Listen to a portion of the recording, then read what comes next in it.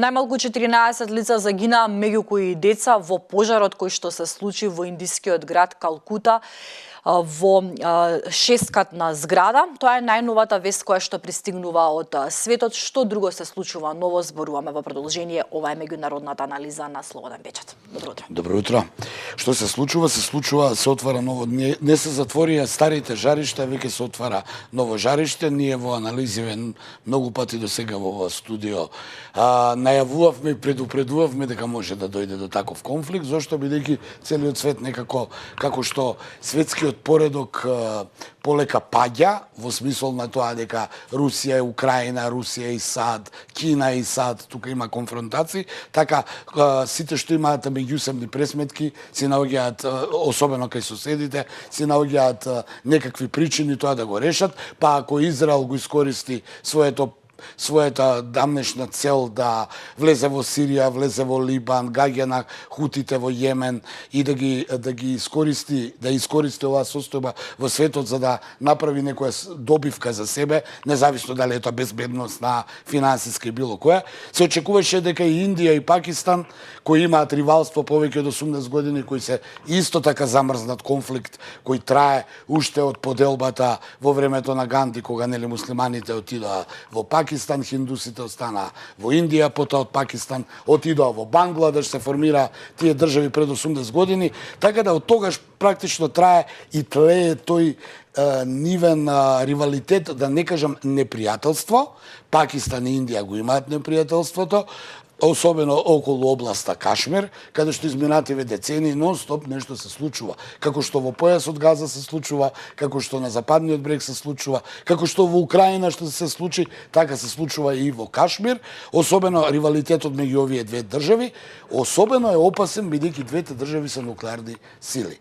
Пред недела дена се случи терористички напад во индискиот дел на Кашмир, каде беа убиени 26 туристи, зашто Индија го обвини директно Пакистан дека стои зад тие исламистички групи кои го направија тој терористички напад. Се разбира, Пакистан тоа го негира, го демантира, вели зошто тоа ние би го направиле, и Индија сега е во состојба на одмазда. Особено што премиерот Моди на Индија е под жесток притисок на домашната јавност, дека еве види што ни прави Пакистан, вие ништо не презимате. Тој синоќ им даде одрешени раце на армијата на Индија да делува. Што тоа значи ќе видиме според извештаите во наредниве 12 веќе часа може да дојде до посериозен конфликт или удар врз Пакистан, што пак Пакистан најави дека има разузнавачки информации за тоа и дека доколку се случи тоа што го има во разузнавачките информации, односно Индија би го нападнала Пакистан во некои делови во неговата област, тие ќе возвратат. Тие дури рекоа дека и нуклеарното оружје ќе го искористат доколку биде за тоа потребно. Нешто што е голем аларм вклучен, особено што, повторно ќе кажам, двете држави се нуклеарни сили. Сега, станува една од работите кои се преземени од страна на Индија е затварањето на реката Индус, која го снабдува тој дел на Пакистан со вода, што прави дополнителен проблем за Пакистан, на што Пакистан ќе реагира. Уште поголем проблем во целата приказна е ривалитетот меѓу Индија и Кина. По многу луѓе тука се ривали, по 1.400.000.000 ги има. И сега Кина е голем сојузник на Пакистан. И тоа го прави дополнителен проблемот и затоа јас во минатото зборував дека кој ќе биде добар со Индија, тој ќе може овој дел да се справи со Кина, и Русија и САД веќе подолго време се обидуваат со Индија да бидат сојузници, но за да може да бидат против Кина, особено Соединетите Американски држави, а друга страна Русија сака да биде со Индија партнер, за да не можат САД да влезат и да прават геостратешки поместувања во овој дел од светот. И сега да се вратам на Индија и Пакистан. Голем е проблемот, бидејќи има веќе престрелки на територијата подолго време, тоа се оние погранични престрелки помеѓу индиската и пакистанската армија. Ништо ново, и во минатото тоа го имаше, само не се известуваше, бидејќи се смета дека се тоа спорадични инциденти, но овие најави доколку се обистинат, светот може да добие уште еден сериозен воено жариште и воен конфликт на ионака искомплицираната состојба пред се со Русија и Украина, каде што нема помак, и Израел кој таму секојдневно веќе имаме извештаи, веќе само суви вести пренесуваме. Загинале толку, загинале волку, загинале онолку. Само за крај и Кина и Соединетите Американски држави и Русија повикаа на смиреност. Тоа е една флоскула која сме ја слушале. Ве повикуваме на смиреност, меѓутоа факт е дека овде нема да биде мирно додека не се решат некои работи, а никако да се решат. Не е мирно, велиме дека нешто што постои, што толку не му се дава медиумско внимание, ќе Не се речеме. дава медиумско внимание, но на моменти се потиснува, бидејќи станува како што беше и со Израел. Ке те подсетам до нападот на Хамас, терористичкиот напад на Хамас и зимањето на заложници, ние за Израел речиси да немавме вести, а тие имаа секојдневно жртви. Медиумите денеска се фокусираат на работи по потреба, по желба, по читаност и по политички, веројатно, налог, па така да Израел беше тргнат на страна се додека не се случи тоа. Украина и Русија беа на ударот сите овие 2,5 години додека не дојде Израел, велам, сега веќе се и 3. Инаку имаше тензии во Украина од 2014 па до 2022 многу не известувавме. Така функционираат денешните медиуми, за жал, или што да кажам, многу брзо се движат вестите, дали и може уопште да се постигне сето тоа, но едно е сигурно. Замрзнат конфликт меѓу две нуклеарни суперсили околу територијалниот спор околу Кашмир, каде што индуската влада во Нью Делхи и исламската влада во Пакистан имаат страшен ривалитет, анимозитет и непријателство и се на раб на војна цело време, но сега ова е дополнителен масло на огнот да може да дојде некаков напад. Не знаеме како ќе реагира Индија, каква одмазда ќе направи, и се разбира Пакистан што ќе возврати. Но и двете се нуклеарни сили, тоа е опасно. Двете се нуклеарни сили, зборуваме за две религии, зборуваме и кај војната во Израел за две религии, а војната помеѓу или руската инвазија врз Украина е една религија, што има таму ново? Само да појаснам, не секогаш се религиите важни, бидејќи еве ќе потсетам на пример Кина, мислам дека територијалните спорови и ресурсите се повеќе причина за сите тие работи, и Кашмир меѓу Индија и Пакистан, и Тибет меѓу Кина и Индија, сето тоа е еден територијален спор. Што се однесува до Израел, исто е територијален спор. Израел би сакал првин да на нејзина територија нема палестинци, да нема муслимани, али не муслимани како муслимани, туку да нема такви територии, а и сакаат да ги имаат тие територии затоа што имаат некакви ресурси, дали е тоа крајбрежје, дали е тоа буфер зона помеѓу непријателите, останува да се види како се толкува. Не е религијата секогаш причина, имаме ние држави кои се сојузници со различни религии. Нема вечни пријатели и непријатели, има само вечни интереси. Во однос на Украина, Путин во пресрет на 9 мај, онаа традиционална огромна војна парада помеѓу на руската армија како наследник на Советскиот сојуз, која даде најголем број на жртви во Втората светска војна и без чии победи немаше да биде поразена нацистичка Германија. Секоја година прави деветомајска парада на Црвениот плоштад во Москва. Таму во минатото одењето беше престиж, сега е веќе проблем.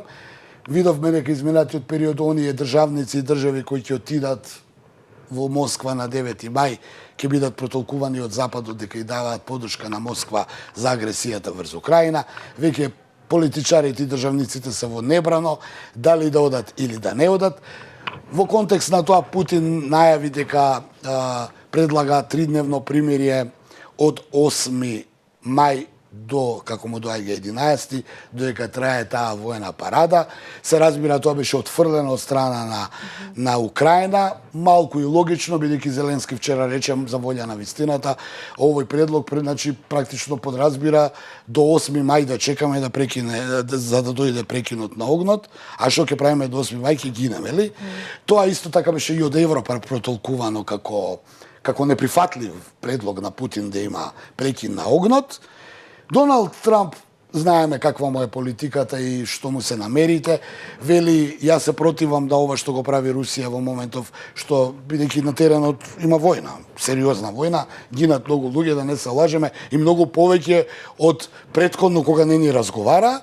И тој вели, јас верувам во искрените намери на Путин и добро е да има какво такво примирие, што само покажува дека Трамп и натаму се надева дека можеби ќе успее нешто да се договори со Путин, но не за корист на украинците, туку за негова корист, бизнес корист, а тоа е она, ќе подсетам, негово настојување да ги земе ресурсите на Украина и американските фирми да работат со тие ресурси, што ќе биде гарант дека Русија таму нема да напаѓа, иако е на украинска територија. Значи се отворила тој предлог на Путин, ќе видиме, нема никаков помак и покрај тоа што се најавува дека ќе има нова рунда на средби.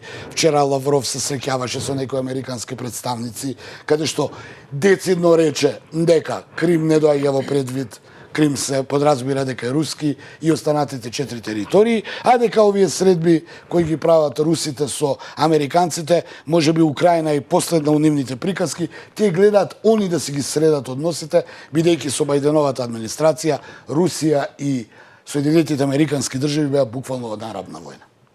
Андоновиќ, благодарам што и ова утро беше дел од утринската програма на Слободен печат и на самиот крај ве известуваме што ќе гледате ново денеска.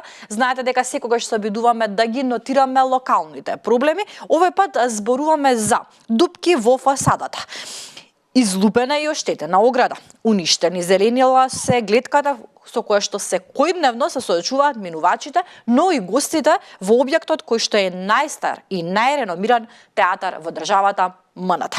За одржувањето на објектот се предвидени 1,1 милион денари, навидум доволно, но според оштетувањата на надворешниот и видлив дел од објектот и фактот дека се уште не е започнато санирање и реновирање, веројатно оваа сума не е доволна за голем проект преку кој ќе бидат поправени сите овие недостатоци. Ова е само едно интро од прилогот кој што го направи колегата Филип Николов заедно со колегата Методи Здравев, беа на лице место, ги забележа сите овие пропусти кои што ги имаме во кај објектот МНТ. Ќе погледнете кусисачок, а целиот прилог ќе го гледате денеска на YouTube каналот и на сајтот на Слободен печат.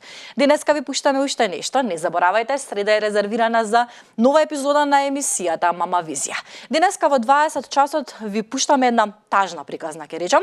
Се работи за Светлана Јаневска, која што ја вклучуваме од Австралија. Со неја се конектираме од Австралија. Незината приказна е за незината мајка, која што прерано не напушти.